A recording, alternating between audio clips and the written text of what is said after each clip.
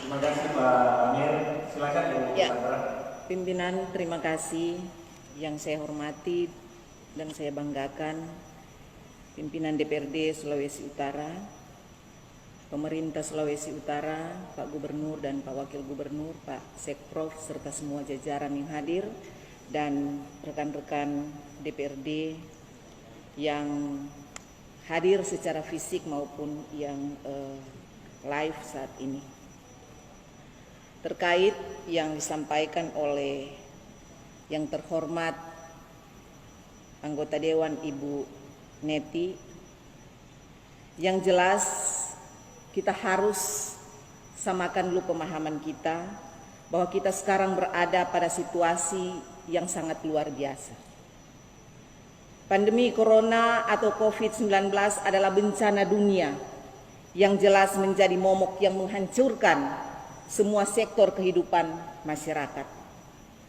Karena itu, saya mengajak kita melihat hal ini sebagai tragedi kemanusiaan.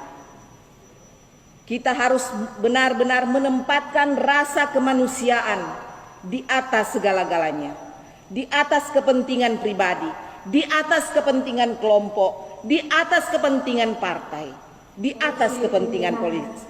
Ibu Neti, saya masih berbicara, diberikan kesempatan sebagaimana Ibu Neti tadi berbicara, tidak ada yang interupsi. Jadi mohon saling menghormati kalau ada sesama anggota dewan yang berbicara. Hari ini saya berbicara atas seizin pimpinan dewan, bukan atas seizin Ibu Neti yang terhormat.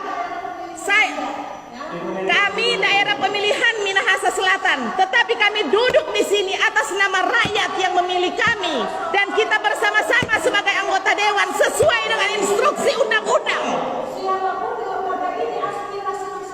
Iya, apakah kemudian aspirasi yang Ibu Neti sampaikan tidak bisa kami tanggapi? Berikan kesempatan kepada saya.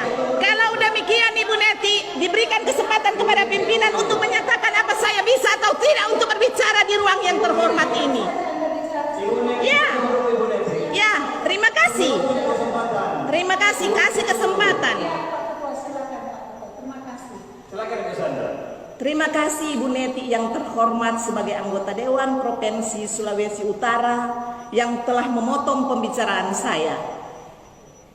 Hari ini kita harus belajar sebenarnya dari Bribka Jerry Tumundo yang disampaikan oleh Pak Ketua Dewan tadi, karena rasa kemanusiaan beliau datang untuk menguburkan pasien COVID-19 yang meninggal.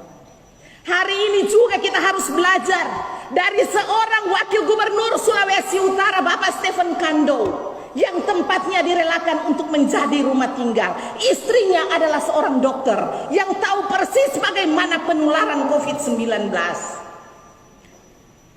Yang kami sampaikan di sini adalah apa yang dilakukan oleh pemerintah untuk membangun rumah singgah.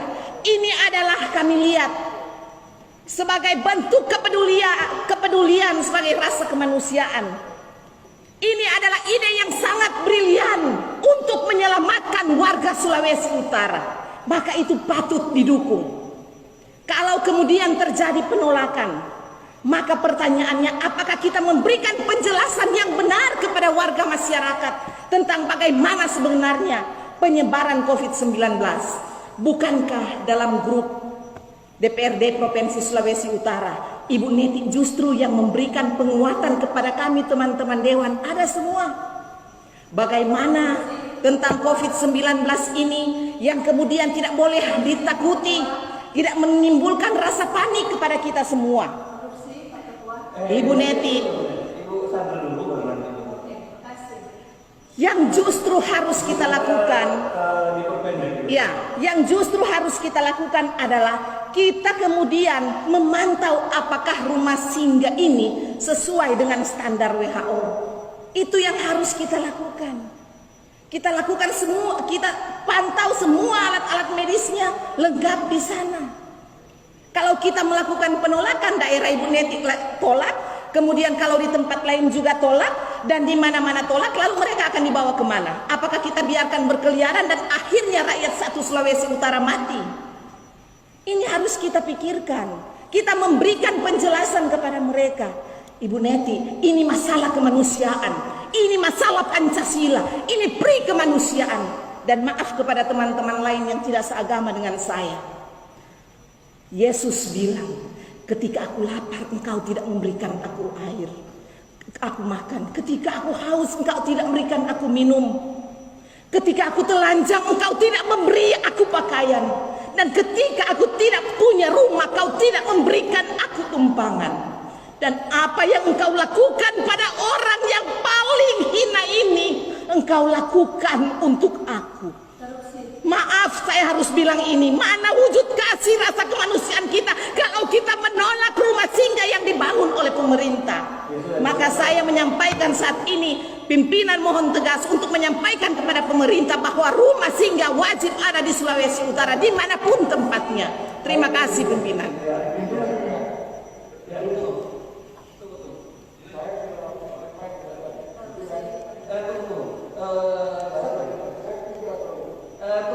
Tunggu Pak Brian. Ini ada Ibu sini.